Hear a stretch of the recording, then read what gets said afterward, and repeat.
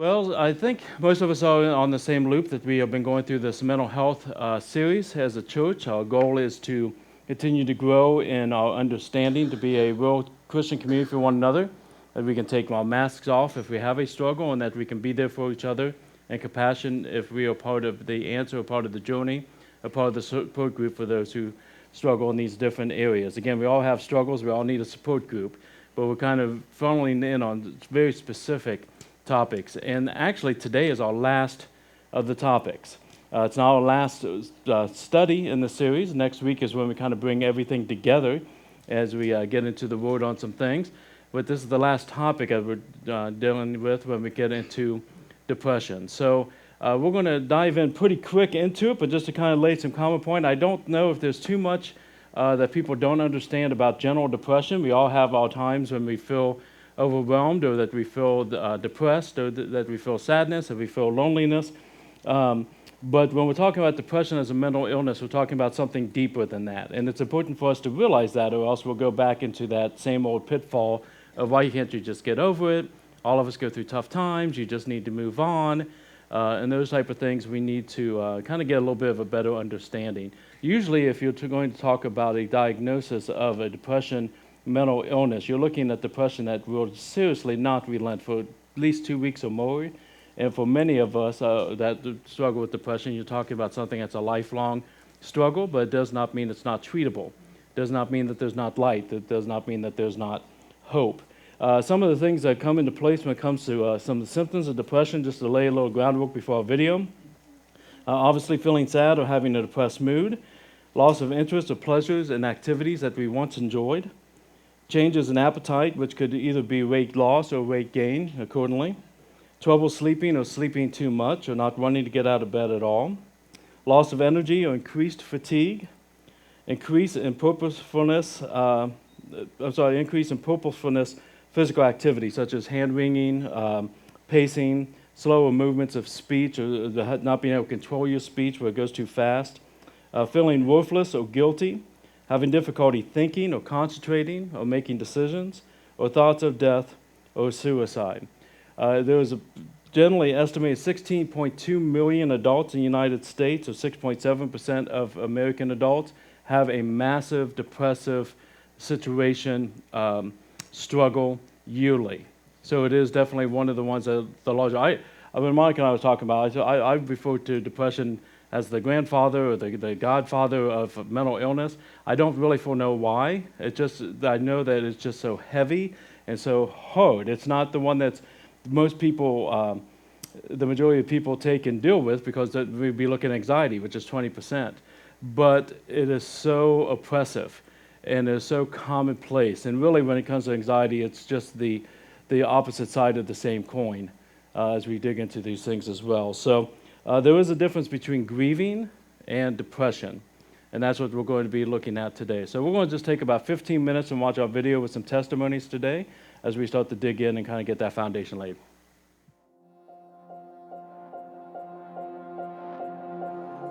Today is a good day. I'm feeling good. I know I can get in here and get these endorphins going. Let's go in here and let's lift some weights.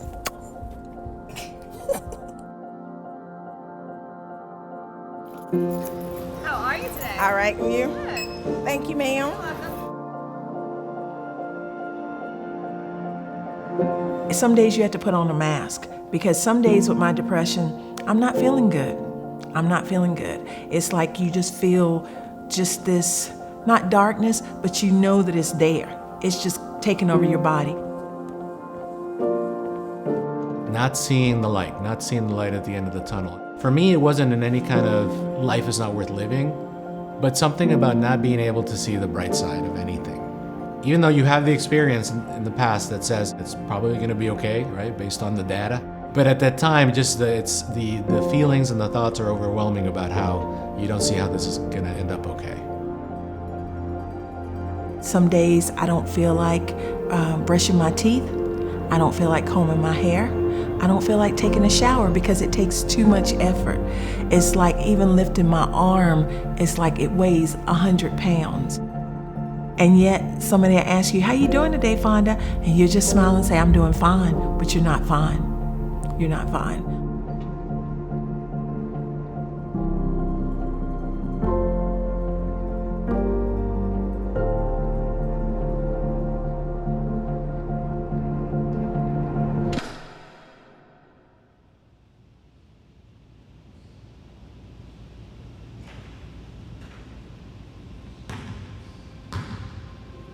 Grew up in a good Christian home, mom and dad, 2 sisters, 1 brother, youngest. Family was huge for us. Family was huge for my dad because he was gone on most of the weekdays and he'd get back Friday, Saturday, so it was huge for him. That's why the second he got home, he wouldn't even change out of his suit. He was just like, all right, let's start doing whatever everybody else is doing. Looking back now, when I was 11, my life, I had never been exposed to trials. Like in my head, my dad is still a superhero. My dad and my mom are invincible. I was still very much of a kid. So walk in the hospital room and I see my dad in the bed, and then directly told us he had cancer, stage 4 brain tumor. And my dad, I'd seen my dad cry maybe 3 times in my life before this, and then it was every day he would just cry and he would cry. And seeing my dad just be torn apart by cancer, it was finally hitting me that it might be something that he's really not going to win.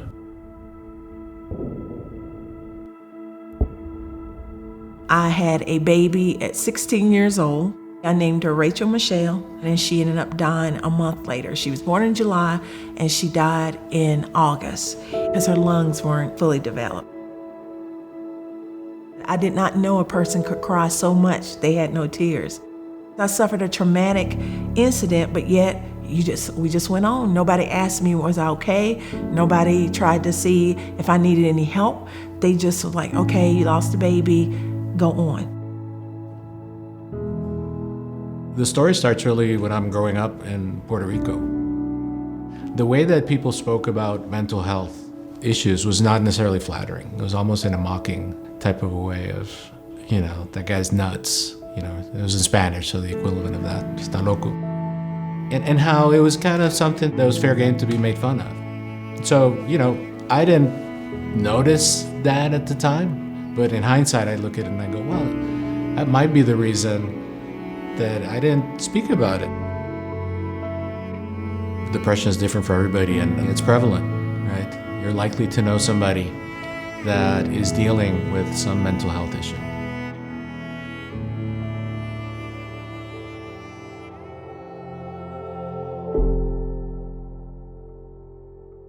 Within 11 days, I lost my dad and my grandfather. So I remember immediately I just went up to my room. I sat there and I remember praying to God that just let me cry, let me get this out, because I thought if I could cry, the pain would go away. And my whole family is coping in much better than I was, so it seemed. And they were falling back on God and they were trusting God while I couldn't hear God, I couldn't trust Him, and it didn't make sense to me. It was, how could I trust Him?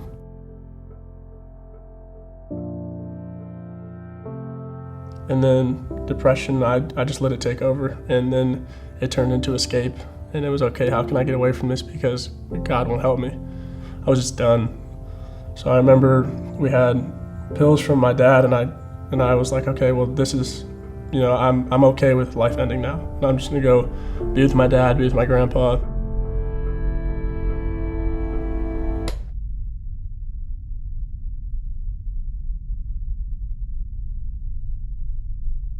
And I woke up the next morning. I'm thinking, man, I can't even kill myself, and I can't even do anything right. So I tried again the next night, and I took even more than I did the first time. And as a 13-year-old kid, 14-year-old kid, shouldn't have lived through it. And I remember waking up the next morning, and I just started bawling. I was like, I should be dead, and I'm not. I was like, so obviously there's a reason. And I remember just the feeling of it's gonna be okay.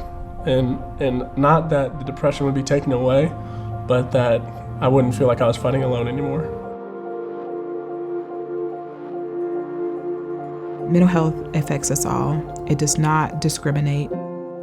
Everybody hurts, everybody loses something, everybody struggles. 1 in 5 people in the United States are likely to experience some sort of mental health problem in the course of a year. When people do seek help and get help and they use the skills they're learning and they learn how to think differently about what they're dealing with, they can improve their ability to enjoy life. It is very common in physical illness as well as mental illness to find that there are people further up the family tree who are experiencing or have experienced something like you have. It is so important to know your family history. Just like people don't mind their family history with cancer, diabetes, we need to know our family history when it comes to mental health. I know it's an uncomfortable subject, it's not a warm and fuzzy subject, but it's an important subject and it can save a life. I had another baby. I had Wesley in 1983, and I was so extremely holding on to him because of the fact that, I had lost one, and he just became my life. I love my mom, that's my rock, and she's always been there for me, and I know she is the person I know that I can count on in my life, like no matter what. I have a mom who went through a divorce and sank into a pretty deep depression. In hindsight, I can tell that. To her credit, and part of what formed my consciousness around mental health, she did go get help. We need to find a way as a society, but even as an individual, you need to find a way to switch and shift your thinking to it's okay. It's okay to need help, and it's a good thing to get it. My biggest prayer is that people will accept that it's okay to hurt, because the more you act like it's not, the more you will hurt, and that is just a dangerous path, just a dangerous road. In high school, there's definitely a huge stigma of acting like you're okay, acting like depression doesn't affect you. And I think it's sad because, especially for guys, we're told to be strong, and, that kind of culture of, don't cry, don't, play sports, and you can get hit and get right back up, you're fine, rub dirt on it. So whenever you're affected mentally, I think you think the same thing. How wrong is that the culture we've created, that people can't raise their hand and say that, yeah, I'm hurting and I need help.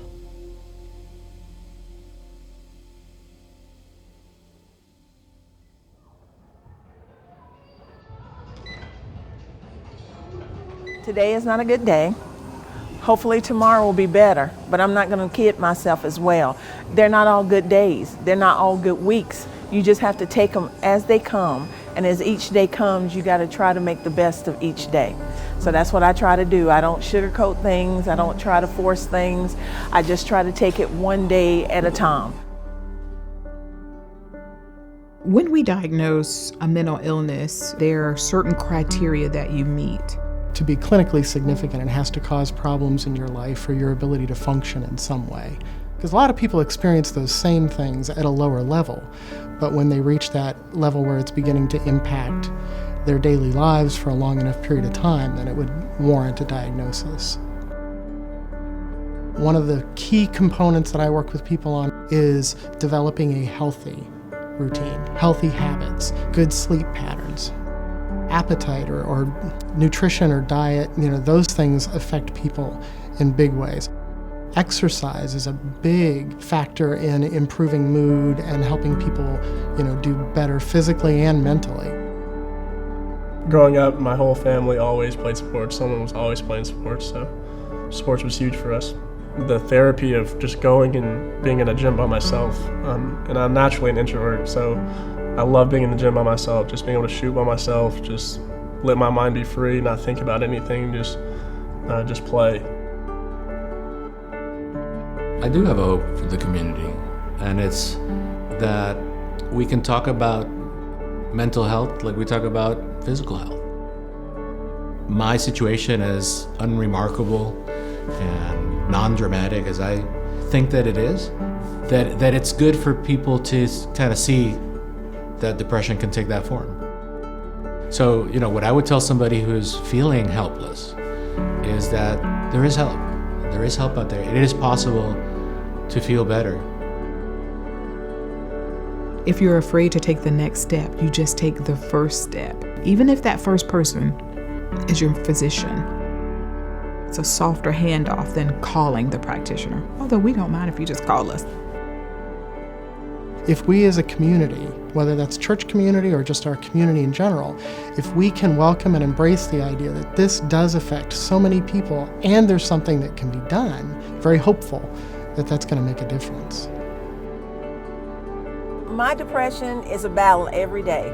I know I have it, and it's never going to go away. I just learned to outsmart it a lot of days. I learned how to outsmart it, and it's always sitting on my shoulder. It's always there. It's always telling me, hey, I'm right here with you. But just because it's with me, it doesn't mean it's going to beat me. My biggest step was accepting the fact that, okay, I have chronic depression, it's not going away. And I think whenever you can admit that it's something that doesn't go away, it becomes a lot more easier to deal with.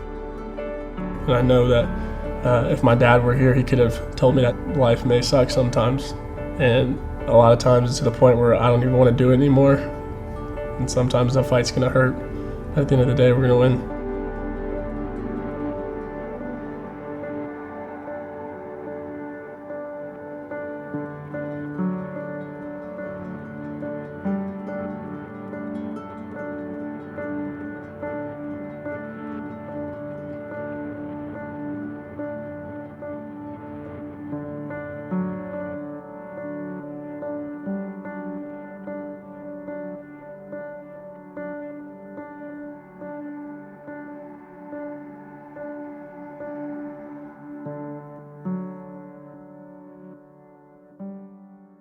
Well, out of the different topics we talked about, this is the one that got the most people saying that I struggle with this. This is something I want to share into. Again, anxiety was a very close second, but we do have several different voices within today's study, which I am thrilled about, because I think as you listen to these, you're not going to be able to personalize that people around us struggle with this, if you don't yourself, but also the different ways that it can play out and the different ways that it can impact a life. So let me share some of these with you.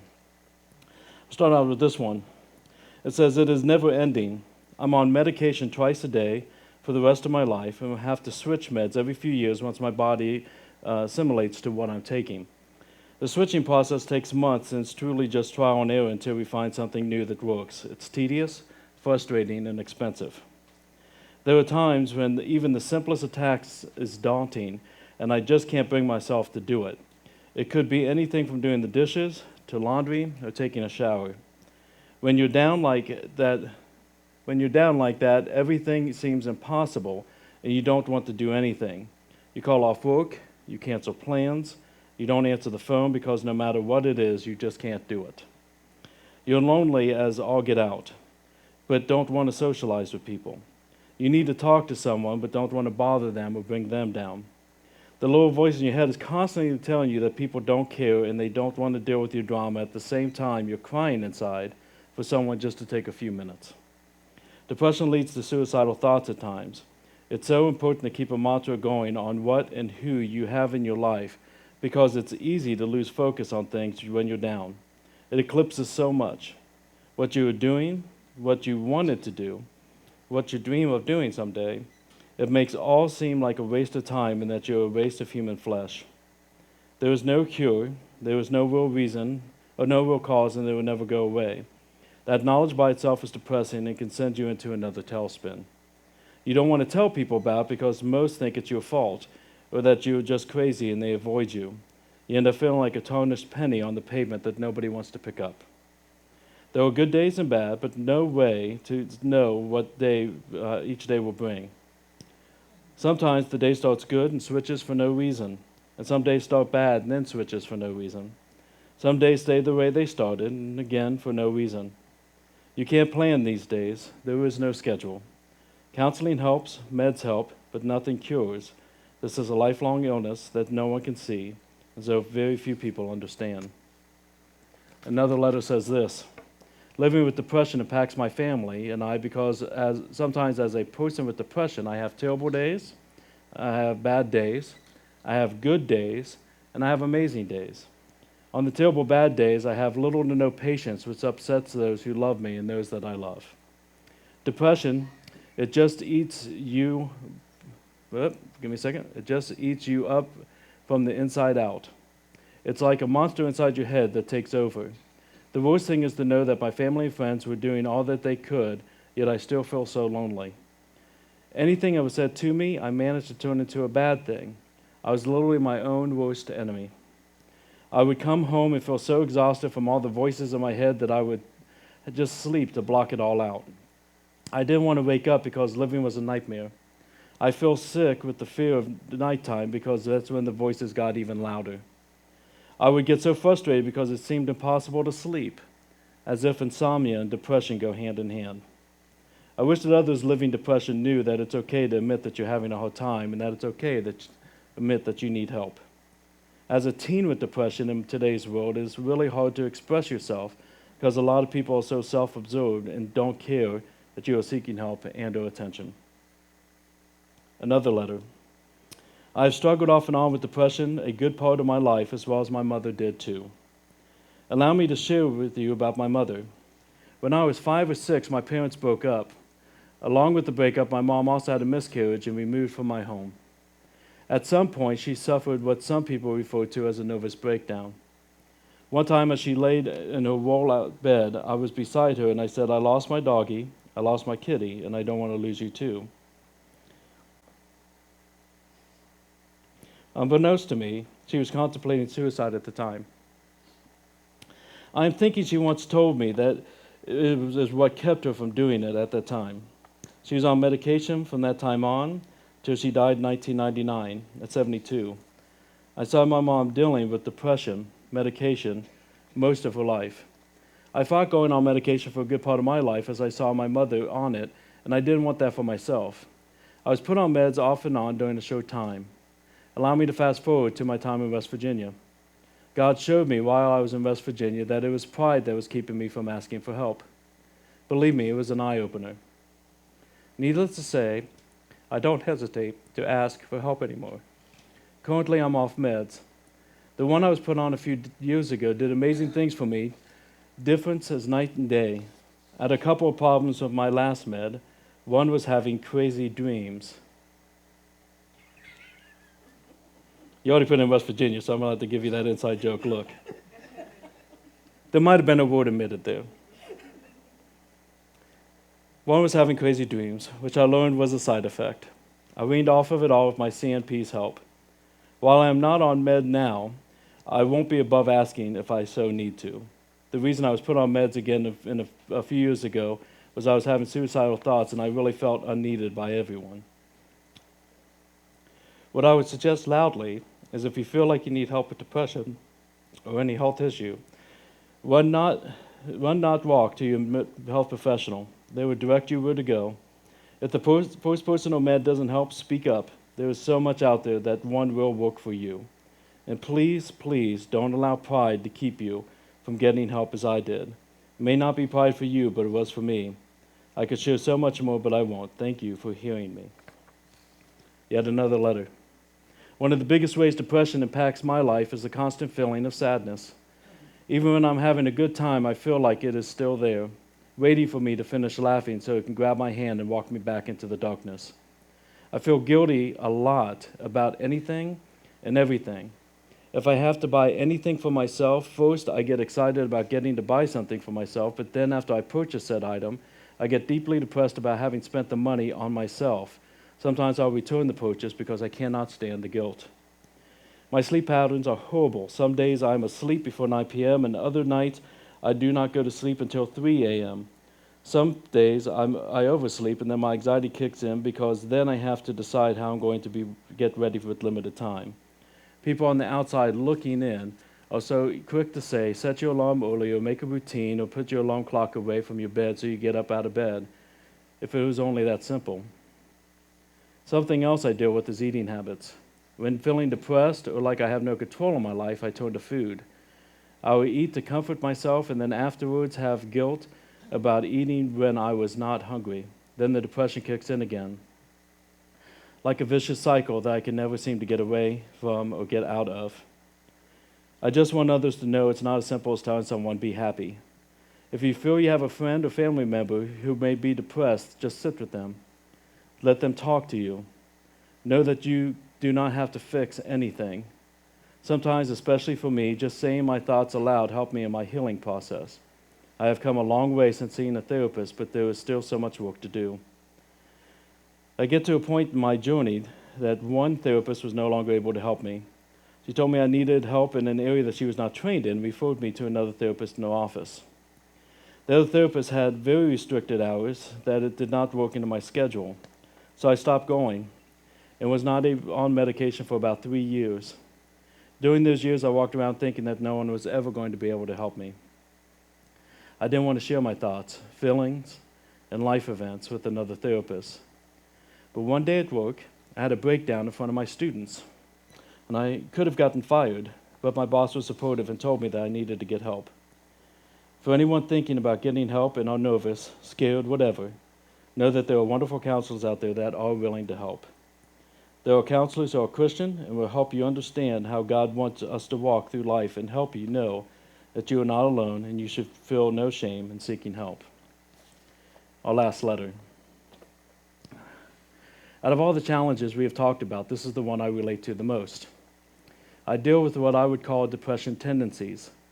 I'm not at a place where I don't get out of bed for days or deal with suicidal tendencies or struggle to find hope.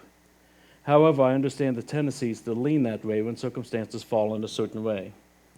I understand now that this can be hereditary, and I can see it in some of those who came before me. As a caregiver, you become very good at helping others, encouraging others, picking up the extra weight they can't carry, bringing truth to others. But you also become good at putting emotions in compartments, knowing all the right things, and looking like you have it all together so others tend to forget that you're human. When things pile up, abandoned by people you consider close friends, your child going through hardships that you only have some control over, going through financial struggles in your calling that you live for, losing your mom and more hit, it can be challenging to move on. But move on you do, with Christ, with wise counsel, with family, with your church family, and with hope in Jesus Christ. You move forward as a man,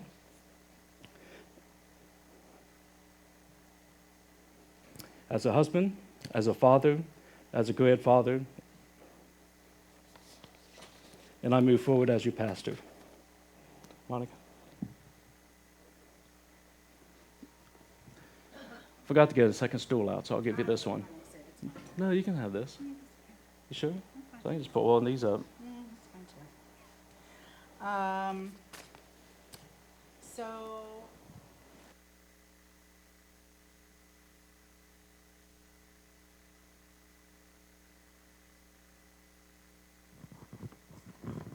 Thank you. So I had talked a while ago about having anxiety. Well, I also have depression. Yay. One of the things that I wish people would know about depression is it's not just sadness. They talked about it in the video. Tom talked about it. Anybody who has it knows this. It's more than just being sad. Everybody gets sad. I mean, you move on when you get sad. You get happy then. The sun comes out, whatever it is. But with depression, it's much more than that. It's like endless despair. Sadness is just not a good enough word for it. Has anybody seen or read the Harry Potter series? Quite a few? You'll read them, don't worry. If you remember, well, if you have seen it or if you haven't, there's a creature in there called a Dementor. And it's this big, tall, human-shaped thing that has these torn and ripping, falling apart black robes and scabbed hands and this horrible face, and they're very ugly and scary. This is J.K. Rowling's personification of her depression. Those things suck all of the energy out of you. They suck all of the warmness out of the area. They make you think that nothing is ever going to be happy again. And that's the way depression feels. If they get close enough, they suck the soul out of you. And you're left alive, but soulless. Sometimes that's how depression feels. You know you're living, and you know you need to eat. You know you probably need to take a shower. But you just can't. You're so overwhelmed by what your head is telling you and what your body is doing that you just can't make those things happen. You don't have the energy. One of the things they didn't talk about in the video is the fact that there is a chemical basis for all of this. Your neurotransmitters are not firing the way they were meant to fire. And to me, this is part of the fall. You know, we have all kinds of diseases that exist that God never intended to be here. And this is one of them.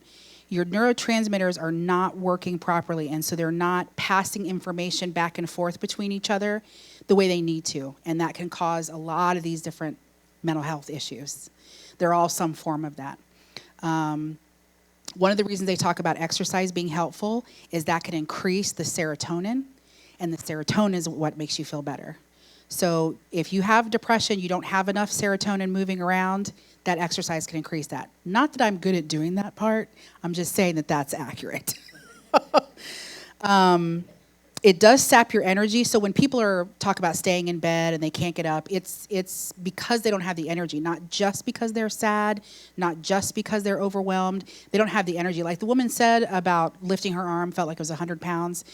That's what it's like. You just can't fathom putting your foot over the edge of the bed and standing up. That just seems like too much. There are also physical pains, which I also noticed they didn't talk about. Your whole body can hurt, which is another reason you don't want to get up. You can have headaches. That's something I get often. Your muscles can hurt. Just your stomach can be upset. All kinds of things can be going on physically along with how you're feeling. You can't concentrate or think straight. That's very true. So I'll talk later on about having a plan. That's why that's so important, is because once you're in the midst of an episode, you can't think straight. You can't logically reason, okay, what do I need to do now? If you have a plan and you have it written out, you don't have to think. You can just look at the plan and say, oh yeah, I need to do this. Again, they mentioned sleep disturbances. Some people can't sleep. Some people sleep too much. And for some people, it's a combination of those things. For me, it's usually I sleep too much. The other issue with not having energy is you don't have energy for activities of daily living, which she talked about, like showering, brushing your teeth, that kind of stuff. If those things go on too long, somebody doesn't get enough help, they don't have people in their lives that are pushing them, etc., that can lead to all kinds of other physical issues. They can lose teeth. They can have sores. Just all kinds of crazy things can happen if those things aren't addressed. So you yourself, if you have it, you need to be honest with yourself if something like that is going on, that it needs to be addressed. But if you're someone who's watching that person, step in before it gets to that point, for sure. Another big one is isolation. I think somebody did talk about it. You don't want to be around people, but you do. For me, the biggest way to get over an episode or to move past or feel better or whatever is to be around people I like to be around, my friends, my family, whoever. But I don't want to be around people. So it kind of, it's a really hard struggle to make myself do it. I'm usually pretty good at getting myself to do it now because I know ahead of time, I have a plan. If I start feeling this way, I need to go do something fun with someone. And that helps to either make it not be as bad or make the episode shorter. It's also important to know that it comes in cycles. So the woman Fonda talked about her depression being a lifelong thing. And I'm pretty sure that's the way it is with me, because I think the first time I remember something happening, I was like 11. So I'm a lot older than that now. And this is still going on. So I envision this being a lifelong issue. But it doesn't have to be something that runs my life. It doesn't have to be something that makes me less of a person. My therapist has talked about accepting that part of yourself, and it's just another part of you, like your hair or your eyes or you're enjoying Harry Potter or whatever. That it's something that you accept as part of yourself and you deal with it as it comes, as opposed to trying to fight it all the time and being angry that you have it and mad at God that this is the way you were made. That stuff doesn't help you at all. It just makes the spiral keep going. So what can you do as someone who lives with this? What do I do? And if you have it, what can you do that helps you with this? I mentioned having a plan. That is so, so, so important. I had a counselor like 8 counselors ago or something. I've had a lot. And he had me actually write down, and I still have the book. And it was like 15 years ago, I think. But I took a little book, and he said, I want you to write down a plan. These are your triggers. These are the ways that we know that you're starting to have an episode. So things that I say. And for me, the biggest clue is when I say, what's the point? Like, what's the point in going to work? I just sit there and I don't do anything special to help anybody. I'm a waste of space and, all that. So what's the point is my big word. When I start hearing myself say that, then I know I need to put this plan into action. And I actually wrote down what it is that helps me and what I need to do in those situations. I don't need to refer to it as much anymore because I know the plan, but it's important to have those written down so that when you get to that point and you can't think straight, that you have this to refer to, and you don't have to think about it. You can just say, okay, yeah, I need to go do something with my friends, or I need to go exercise like Fonda did, or whatever it is for you. I have this in all caps because it's that important. Take your meds and see a therapist. Not one or the other, both. If you just take meds, it will help. There's no question the meds are going to help. If you just see a therapist, that's going to help. But for you to get the best amount of help and the most helpful amount of help is to do both. The meds are going to help with the neurotransmitters doing what they do and make them behave the way they're supposed to behave. But the therapist is going to help you with coping skills. He or she's going to help you with a plan. They're going to be able to talk to you about what your triggers are, help you figure out what your trigger behaviors or phrases are, and how to deal with those things. And sometimes it just helps just to talk about it, just to get it off your chest, Again, with the plan, know what your signals are. Adjust your diet. I'm also bad at this one. You're not supposed to have any processed sugar or foods. Those all affect your neurotransmitter behavior. That's all a bunch of science I won't go into, but it does affect those things. Some people feel that they're affected by dairy, by wheat, whatever your thing is. You need to find out what that is. Sugar is for everyone, unfortunately. And be willing to adjust your diet so that you don't have that added danger. It's not that your depression is going to go away necessarily, but you don't want to give it help. You don't want to help it to be there more. So adjusting your diet will help. Again, we've talked about exercise a little bit. My mom does this she's really good at this. Because yes, it runs in my family. My mother and all of her siblings have had it. I'm pretty sure both of my grandparents had it, and that's just my mom's side.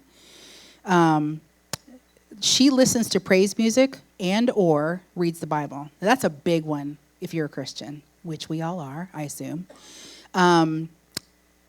That being in the Word, you can see those promises that He's made, and the promises are true. I always talk about the left side of my brain, that's the logic, and the right side is the artsy-fartsy kind of stuff, so feelings and all that.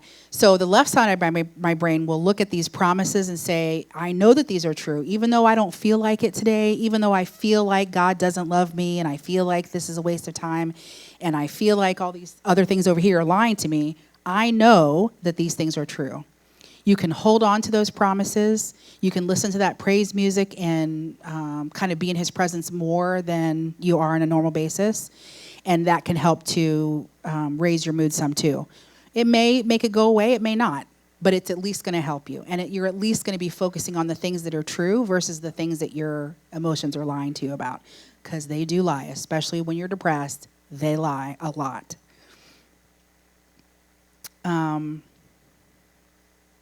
Another thing is to talk to your friends and family and be open about it. For a long time, I never said anything because I've always been known as the person who's always smiling. I'm always happy. I'm always glad to see people. I'm always, joking around, that kind of stuff. And that's true when I'm in a good mood. But if I'm depressed, that's not true. I have to fake it. And I do because I don't want to be a burden to other people. That's a big issue with depression. You don't want to be a burden to someone. So I remember when I was in college, the first time I had a counselor, it was right before that, we had this exercise we went through in a Bible study I was in. And you wrote your name on a piece of paper and then you passed it around. And everybody wrote something about you on that piece of paper. So when you get it back, you see all these nice things that people have written. Almost everybody wrote about how I was bubbly and I was smiling all the time and all those kinds of things. Meantime, inside, I feel like absolute crap. I want to cry all the time. I'm miserable. I'm in that despair place. And I'm thinking, something is not right. This doesn't make any sense. And so I said, I think maybe I need to see a counselor. And that's when I started seeing a counselor. First time I started taking medication, and it was a huge difference. But it still was really, really difficult for me to tell my friends in that group what was going on, because that wasn't my role. That wasn't what I was supposed to be doing. That wasn't my show choir face. So I had to really break down. I just chose 4 of them, the 4 that I was closest to, and I told them, I'm really having trouble. I'm really in a bad place. And I don't want you to know, but I need you to know. And of course, they accepted it. They were super sweet about it, just like any of your friends will be. We have all these ideas about what our friends are going to say or do, and it's never true. They're always really supportive and really loving and really kind. Nowadays, I go and hang out with my friends every Sunday afternoon. And sometimes I don't feel so great. So I let them know ahead of time, hey guys, I'm feeling a little depressed today. I'm still coming because I know I need to come, but I just want you to know I may not be my normal self. And they're like, that's no problem, just, come on down or whatever. So I do, and at first I kind of just sit there. I'm not really into things. But then slowly, because I'm with my friends, like I mentioned, that's a big thing for me, I start to feel better. And by the time I leave, I feel almost normal. So having your plan actually follow through with it can make a huge difference in episodes that you have, because they do come time after time after time. Even if you have a really long time, that's great. Just know that it may come back. So encouragement for people who have a loved one who is going through this. Sometimes all you need to do is just be there. You don't necessarily need to say anything. As they mentioned, you don't need to fix it. You don't necessarily, and they may not talk. Somebody on there, I think, might have been you, mentioned that they, just let them talk, or they may not talk. You may just sit there with them in silence, but you're with them. When I was in grad school, I went through this one summer because I was living alone, so it was easy to not see people. So I didn't. And we weren't really doing a lot of classes at the time. So I went to class, but then I'd come home and just not do anything. So I was dating somebody at the time, and he called me several times, a couple of days, and I didn't answer because I didn't want to talk to anybody. So in his little sneakiness, he went on Facebook, and a friend of mine lived down the street, and he told her, hey, she's not answering, will you go check on her? So Robin came over, and she knocked on my door, and I didn't ignore that. I could have, but I didn't. And she just came in and sat with me. And that's all it took. I started feeling better. I took a shower that day, which was awesome. And I started feeling better right away. So sometimes just being there is enough. Remind them of what's true. Just like with anxiety, as I've said a million times, your feelings are going to lie to you and tell you that you're worthless and there's no point in going on and all the other things that depression says. Remind them of what's true. Remind them that you love them. Remind them that God loves them. Remind them of the ways that they've touched people's lives. Remind them of God's promises. Whatever you need to say that is a reminder of what's true is going to make a difference to them. They may not immediately respond to it, but it's going in. Kind of like when you plant seeds with someone. It's going in there. And they know it's true, even if they don't necessarily respond right away. Watch and listen for their signals. Talk to them about what their signals are. Find out what those signals are and watch for them. If you start to see them, just say to them, hey, you're saying this or you're doing this. Do you need to put your plan into action? That may be enough to stave off an episode or to make it less deep. Ask them about their plan. What is their plan? How can you help them initiate or follow through with that plan? If they're having trouble with the activities of daily living, like, the showers and the teeth and the laundry and the cleaning the kitchen and whatever else, you can help them with some of that stuff. I probably wouldn't help them shower necessarily, but you could encourage them, hey, you might want to go take a shower. While you're doing that, maybe I'll clean your kitchen or, things like that. That can help them because they know that stuff needs to happen. We know it needs to happen, but we just look at it and then feel worse because we didn't do it. And it just adds to it.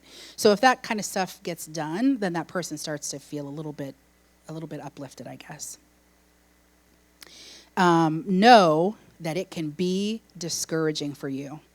My mom is helping somebody right now who is very much depressed. And when my mom comes home, she looks worn out. So know that this stuff can sap you of energy too, and that it can be hard and discouraging to watch this person go through it. My mom describes it as it's like trying to reach into a dark cloud. There's only so much you can do. But when that stuff is happening, make sure that you're taking care of yourself. We've talked about boundaries throughout this whole thing when it comes to helping someone. You can't be their savior. They already have one. You don't need to be the second one. Know what you need to do to take care of yourself and be able to help that person to a point. You can't fix everything for them. You can't make the depression go away. You can't cure it. It's not curable. But you can be there for them until you need to take care of yourself. Then when you take care of yourself, if you want to go back and do more, go back and do more. But like the guy with the Samaritan, what our role is in caregiving is to get them to that next place. It's not to be the donkey and let them ride on you to the next place. It's to help them get there. So take that time, but also take care of yourself.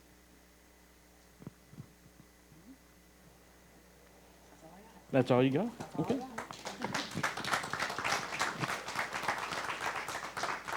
Thanks, Monty. One of my favorite things in the video that we watched, you might not have seen, just depending on what you said, it's one of the things when it comes to our video system here. When you get to some of the smaller stuff, it's hard to see from the back corners. But it was an inscription in the one boy's Bible, the one that's playing basketball, when he's talking about his father. The inscription inside that Bible was from his dad, and it said, this book, talking about a Bible they gave him, this book will either keep you from sin, or sin will keep you from this book. Choose the book. And I was like, crap, I wish my kids didn't see that, and they thought I came up with that. That would be so good to put in there. But I think the scripture really does point us to really where our hope is. So if you would, let's get our Bibles out, and we're going to go to John chapter 11, as I want to talk to you about something here that our youth group actually just went through not too long ago.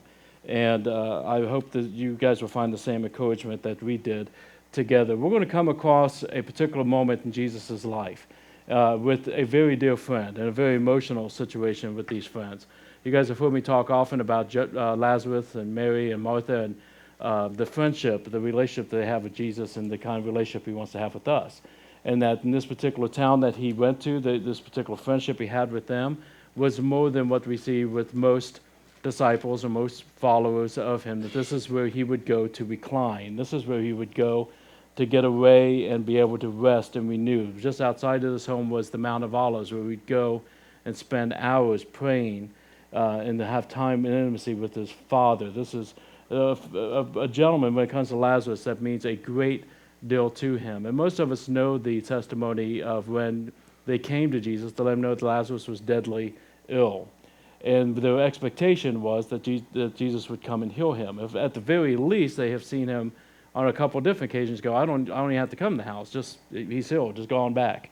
I mean, this is his best friend. But unfortunately, that was not God's will at that time, and Jesus had a way of doing his will, no matter God's will, whatever anybody thought. And so Jesus did not immediately go, and it was a few days later that he actually does come and meets with them. And at this point, Lazarus has passed away. He has been laid into the tomb. There was great grieving going on, and there's great crowds there, taking and comforting Mary and Martha. But I'm going to pick us up in verse 28. It's Jesus taking and meeting Mary. He's already talked to Martha, and now he's talking to Mary. In verse 28, it says, when she said this, she went and called her sister Mary, saying in private, the teacher is here, and he's calling for you. And when she heard it, she rose quickly and went to him. Now Jesus had not yet come into the village, but was still in the place where Martha had met him. When the Jews who were with her in the house, consoling her, saw Mary rise quickly and go out, they followed her, supposing that she was going to the tomb to weep. Now when Mary came to where Jesus was, she fell at his feet, saying to him, Lord, if you had been here, my brother would not have died. You might be wondering at this point, what does this have to do with depression?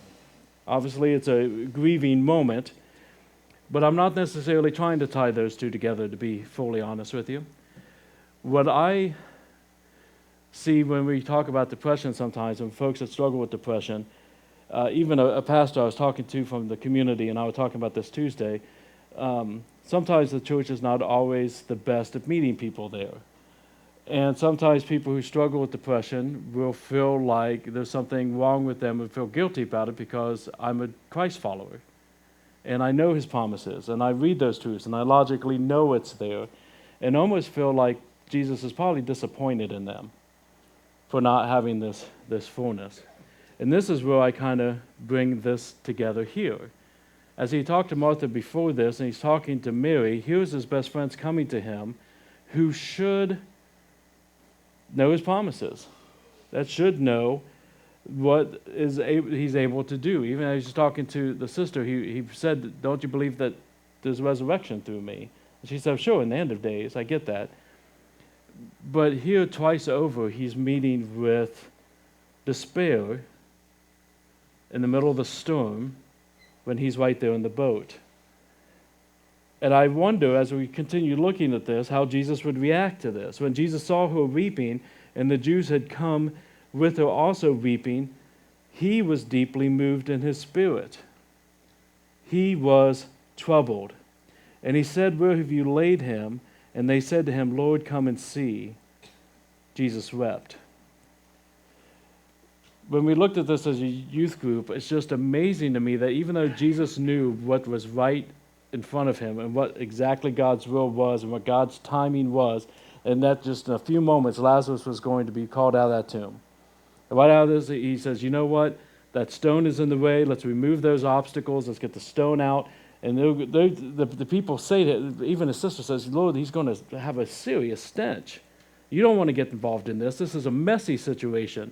This is a stinky situation. This is an overwhelming situation. This is a non-winnable situation. And Jesus says, no, that's exactly why I want to step in. Remove that stone.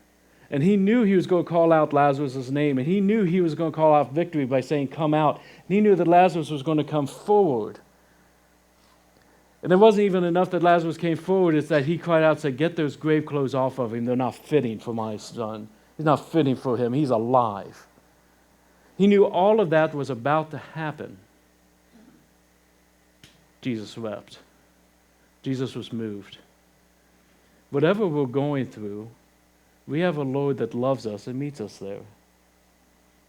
I always knew Jesus wept because when I was in youth group, we had to learn a Bible verse, and that was the easiest Bible verse to memorize. Couldn't remember where it was, but I know Jesus wept. But there is never a struggle that you go through. There's never a moment of depression. There's never a moment where you feel like your soul is being ripped out of you, and you're empty and alone and afraid. Jesus is sitting on the throne going, what's wrong with you? He says, let me meet you there. I love you. I weep with you. I put my arms around you, not in a way where I believe that there is no hope, because I call you to victory, and I do call you to resurrection, and I do call you to a place where we can get those grave clothes off of you, and I do call you out of the messiest and most painful and most hopeless situations with my voice, my love. And that's why testimony has been so important as we've gone through this series. And not just testimonies where, well, it used to be this, but Jesus stepped in and now everything's great. But testimonies said, I'm hurting. And it's been a while. And I don't know if it'll ever fully go away. But Jesus cries with me. Jesus calls me forward. Jesus builds up a support team around me. Jesus gives me courage and hope. He never gives up on me, even when I give up on myself. It's because we have an intimate God who calls us to abide in him. And so whatever struggle we have talked about that you have gone through, and we do have some things to talk about next week, know that he loves you.